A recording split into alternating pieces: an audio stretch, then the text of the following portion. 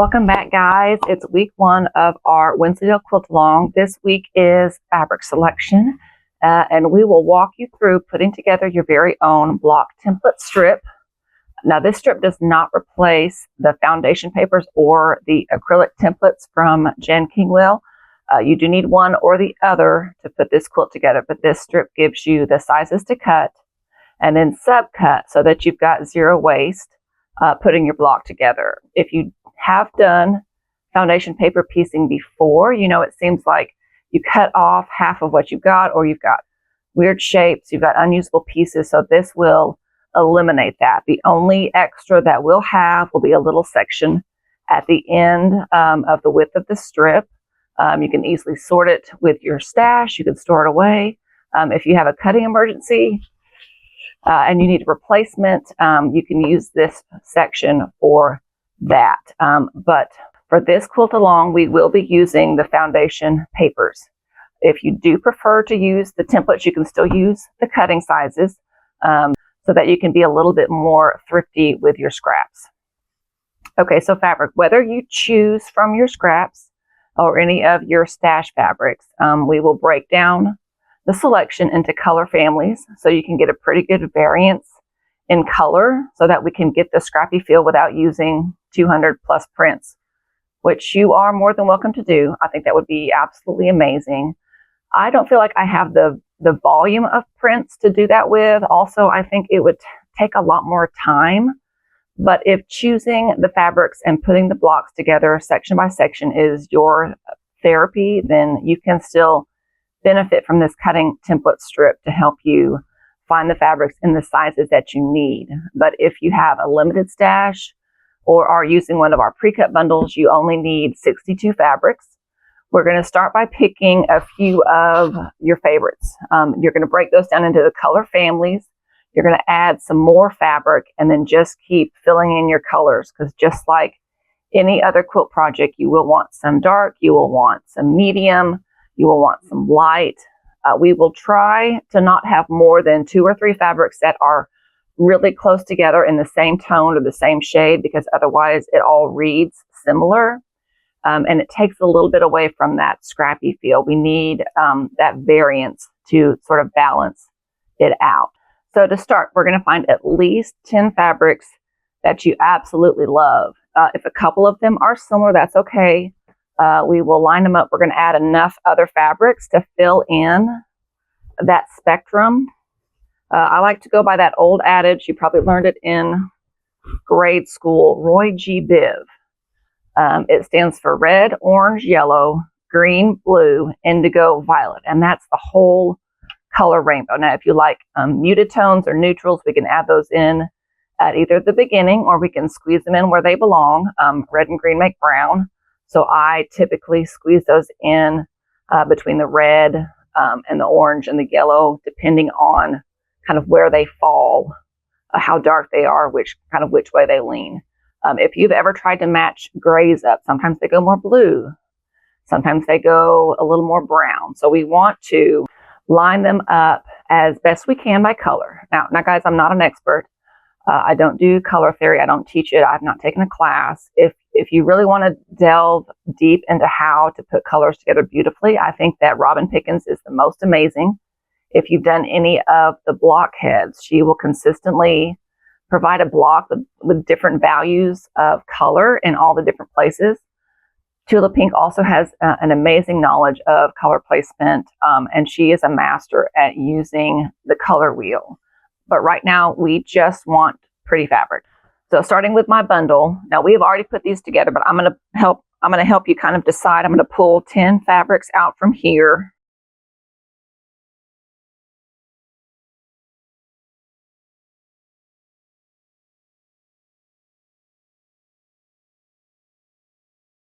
Just so you can kind of see where to start. So we've got red, orange, yellow, green, blue. I don't have an indigo and a violet. That one's kind of a purpley. We'll call that violet. And then it's going to kind of go back to the other side of the spectrum. We're going to sneak this tan in there. So we picked our 10 fabrics. We put them together in some semblance of order. And then we're going to fill it in more. We're going to pick 10 more fabrics.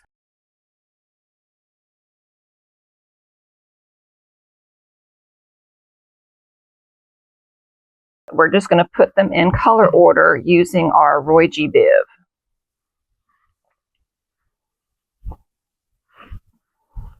These are kind of more, it goes kind of from the purple to the pink. This one's a little bit more red. I might stick it up here.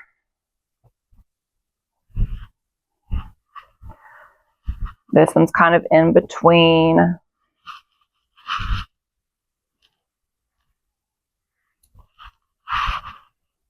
This one's kind of a red, but I feel like it kind of goes a little bit light, so we'll stick it towards the lighter side. We've got an orange. We've got this green, and if you can see this green, this is more yellow, this is more yellow. Yellow and blue make green, so we're going to put this green closer to the blue, because it goes orange, yellow, and then a truer green. Another blue. This one's a little dusty. We can kind of stick it, we'll kind of stick it there. It gets a little bit darker. This one gets a little bit more green. So we're going to put it between this blue and this green here. This cream can kind of go anywhere. We're going to stick it at the end there. This kind of feels happy in between these two. It's got some yellow, it's got some green, it's lighter. We can always move that around later. So we started with 10, we picked another 10, we've got 20, so we're a third of the way there. We're going to take a step back, and you're going to see if anything is jumping out at you. Could we use some more blues? If most of your fabrics are blue, you could do a blue version. Just put some neutrals in there, bam. If you have a lot of color, or if it's toned down, it's going to change the feel of your quilt. If most of your fabrics are dark, let's pick a few lighter fabrics. If most of your fabrics are light, maybe pick kind of some mediums that can go either way, that can kind of go back and forth. Okay, so I took a step back. We're just going to fill in. I'm going to grab some more from my pile, just so that you can sort of see where they fit in this selection. These are more reds up here, so I'm going to put this one down here with the pinks. This one's really kind of yellowy. It feels like it should go in between these two. But then no, that still works. It doesn't throw that out of whack. Then we've got a really, really kind of a bright green. I like that right there.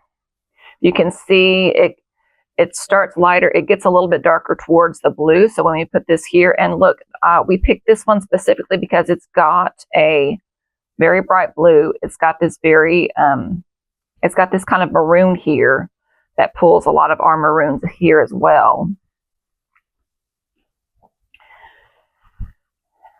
I really love this fabric. It's got the colors that I'm leaning towards. I've got the orange, I've got the little bit of pink, I've got the kind of turquoisey teal. It doesn't have a great home, but we're going to stick it down in there.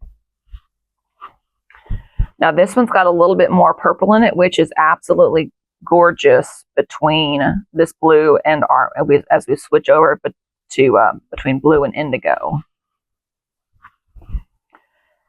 This one is a little more, it does have a lot of color in it, but it looks kind of happy in between here. It's not quite blue, but it's got a little bit more green in it.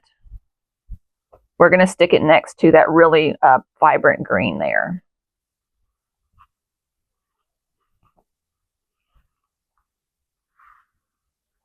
Now this one's a conundrum because it's mostly kind of a dark blue, but it's got some red in it. It's going to be matchy up next to this one, but we'll go ahead and pull it here. Now, if while you're picking fabrics, there's a color that you just don't love, we've got maybe this is our one true purple here. If you don't do those colors, just leave them out of that spectrum and then jump over to the next color. Now we do have, this is stacked literally, haha, in our favor because we've already gone through and picked all of these fabrics. But I hope that you kind of get the idea. You pull fabrics that you love, you kind of fill them in where they're missing until we get enough that we need. In any case, when you get up to about 50 fabrics, you may feel like it's getting a little bit more challenging. You don't want too many sets of fabric that are really close together. So I'm going to fill some more of these in. We're going to stand back and see how many more colors we can stick in here. I don't have anything this shade. I feel it's kind of more green and yellowy, but it does switch to the blue a little bit. It's actually going to split those two fabrics up there. This is quite a bit darker green.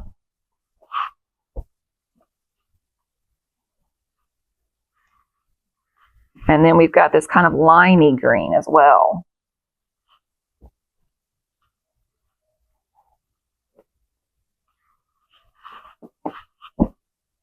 Let's flip my stack over so I've got some different fabrics to choose from. Here we go. So here's some of our blues that we've got. I'm going to stack all of these here just so you guys can kind of see. Even though we look at all of these fabrics and see that they are blue, they're all a different shade of blue. So I feel like these are all, I'm confident that these will all look nicely together. I may not love this next to this, but as a whole, if we're able to throw in some pink here, throw in one of our prints that does have some more color in it, these will work together. Plus, I love this kind of two-tone muted print. So we've got a whole selection of blues here that are not the same shade that will work with anything. I'm going to pull these. I think these are all kind of turquoisey. I don't think I've got a turquoise yet in my stack here. Maybe this one. So I feel like these are all kind of a turquoisey. These are very similar colors. They both have got the turquoise, teal, and the yellow, but the red is in a different placement. The background's got a little bit different going on for it. These are both kind of, actually, you know what? These are not the same. They look very similar, but I feel like those are different enough in scale and in color that those are not too similar together. We're going to pull, I don't have a ton of like orangey yellows. And I think I think these are the only two kind of tans that I've got. But they both have a little bit of other colors, other fabric colors in them. So those are going to be great.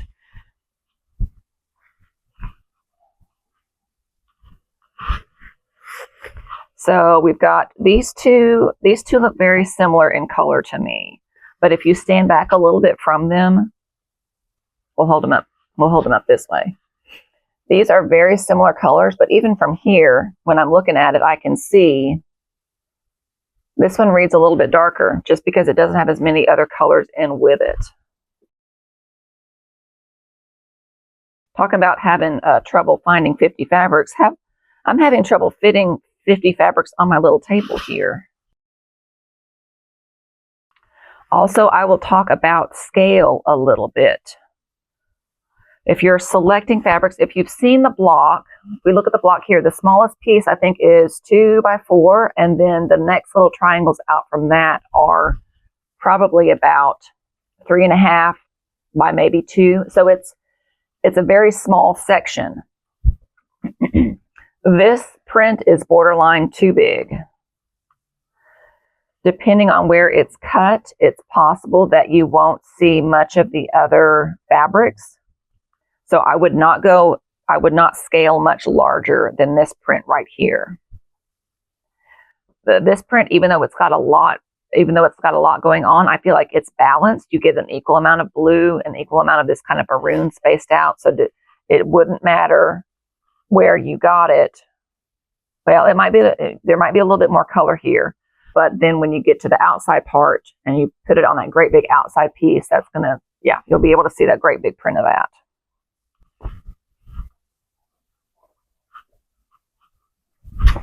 Okay, so we've got our color groups. I've got several. We're going to pull our kind of pinks because we've got these kind of peachy pink.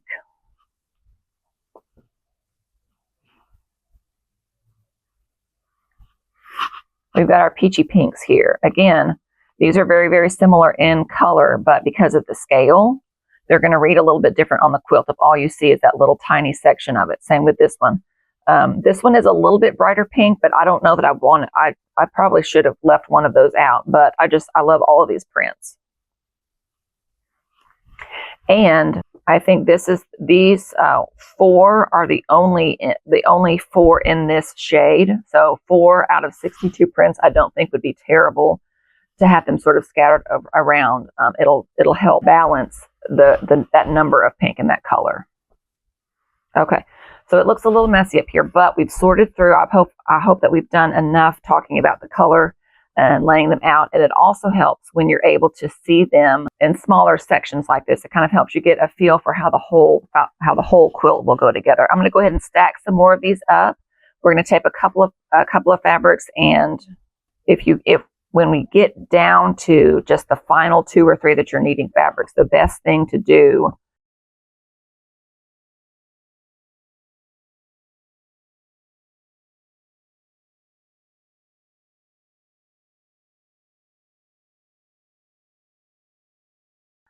take it by itself, slide it up and down along the scale of the fabrics that you've already got. If you see the same print, I've got 2 or 3 of the medium dots, but they're all in different colors.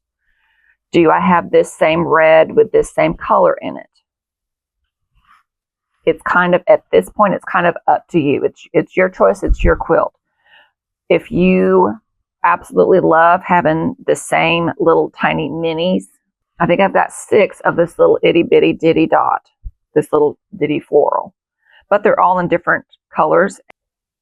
To me, they give my brain a sense of organization because you're seeing the same print all over the place, but you get the different color. So I feel that's good. In my opinion, in my mathy brain, we can make that work.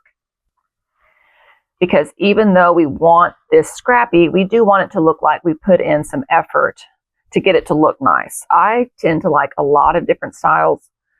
I love just about all fabrics equally. They have their time. They've got their place to shine. They all are beautiful in their own way, kind of like kids. Everybody, you can't have a favorite kid. You cannot have a favorite fabric. Maybe.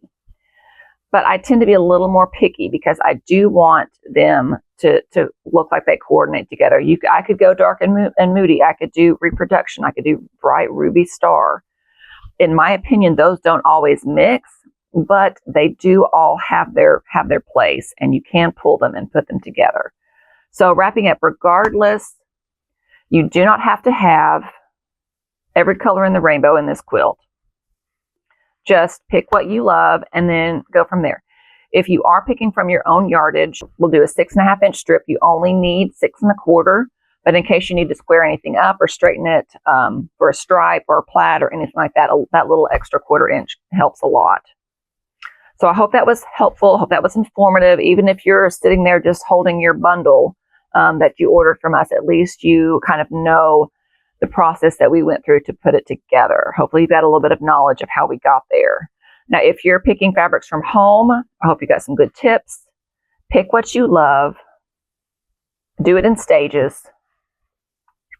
I cannot tell you how long it took us to pick the first Wensleydale fabrics. It was probably 3 hours. I would pull stuff, I would line them up, I would put it back. It didn't work. I didn't like it. I tried to go through every block and kind of visualize it in different stages of the finished block. I probably could have put together another bundle from the stuff that we pulled out from the first one. But each time that we do another bundle, it gets easier. So each time that you pick Scrappy for your projects, it is going to get easier. So don't get overwhelmed. Do it in stages. Like I said, pick 10 more, pick 5 more. This was my mom's first time picking the Wensleydale project, and I think she did amazing. I vetoed one fabric. I did ask her. We held it up. We had everything lined up. We held it up against. We ran it up and down the pile, and it did look a little. It looked a little bit out of place. I did not have another fabric in that same print, the same color and tone. We could have put it in there and had a little bit of a pop every so often, but it just did not feel like it belonged. And so we made our decision. She's happy with that. And I can't wait to see what she gets started putting together with this one. So fabric selection done. Next step, we're going to be making our block cutting template. Now, I emailed the PDF to our Quilt Along subscribers. If you are in the Facebook group and have not subscribed, I will put the download for that in the group under the files section at the very top. It says files. You can also go to quiltedchicken.com on the Wensleydale Quilt Along tab at the top. You can submit your name and email. I do not have access to your email through Facebook. That's probably some sort of privacy violation. But if you sign up on the website, we will get that stuff sent out in advance. Now, you do want to get that PDF printed this week so that you can make your template strip. Now, I used a canvas. It's a midweight canvas. I used a pen to mark it, and I used a ruler. And then I referred to the foundation paper book for the numbers. Each section of the quilt block is numbered in the foundation book. So I kept the initial cutting size on one side, the section that will cut the whole block, and then on the other side in the same place, I tried to keep them numbered the same. It's mirrored so that it's on the same place on the front as it is on the back. And I drew the subcutting lines on the back. So I'm going to make one here. You can see how this process is done. This one's going to be for my mom, for her to take home and work with. So the first piece is going to be 2 1/4 by 4, and this piece is going to be left whole. This is actually a little bit oversized. You're going to have a little bit of extra on the top and bottom edges, but if you wanted to tape it down or have a little bit extra to play with, we'll need that. So I'm going to write the size on here, 2 1/4 by 4.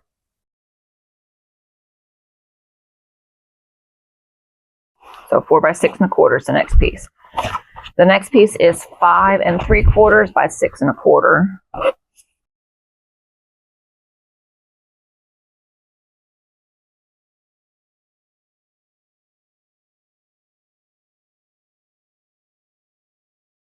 The next piece is going to be 8 1/2 by 6 1/4.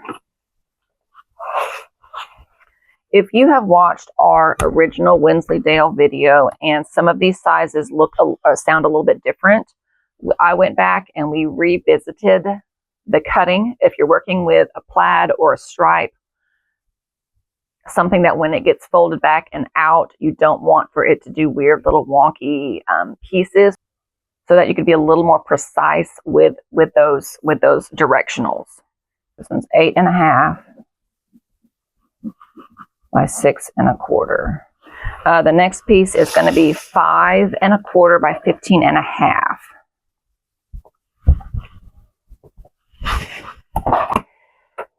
If you get to a spot in your bundle, if you open out your strip and it's a little bit of a strange, weird little curvy thing right there, when we cut these bundles, they're stacked up all at once. So it's possible that your center fold may be a little bit off.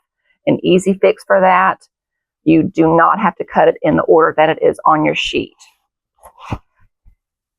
If it's a little bit wonky here and you can't get your 15 1/2, reposition your sizing and you can cut it a little bit different. When we do the live, we'll talk about that a little bit more and maybe we'll have an example. So 5 1/4 by 15 1/2. Okay, so now we're going to flip it over. We're going to do the same measurement on the back side here.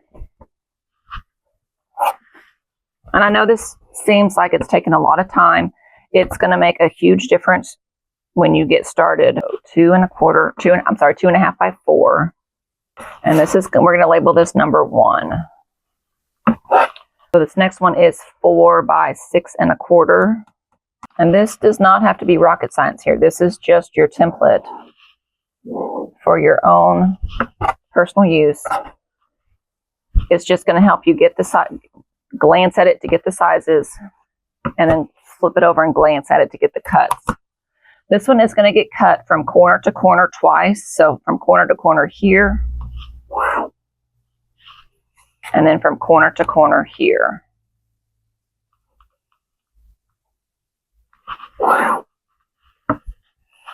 And then 5 3/4 by 6 1/4.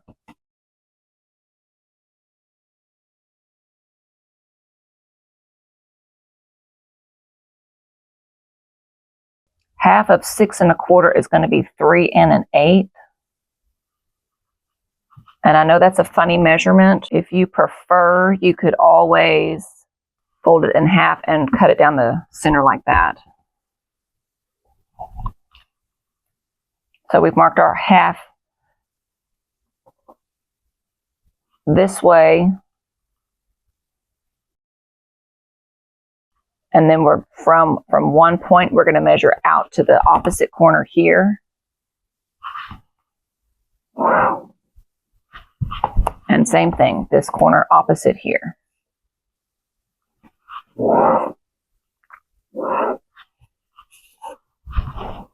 Oh, we forgot our numbers. We've got 2, 3, 4, and 5. And on this one, we've got 7 and 8 is this. And then 6 and 9. Okay, so the next section is going to be 8.5 by 6 1/4.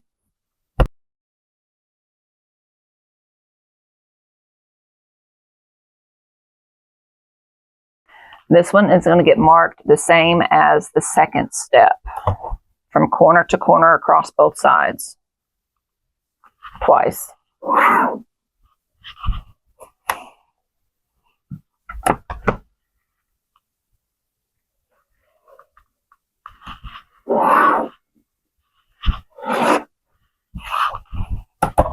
And this is numbered 10 and 11 are the more isosceles, and then 12 and 13 are the outer ones there.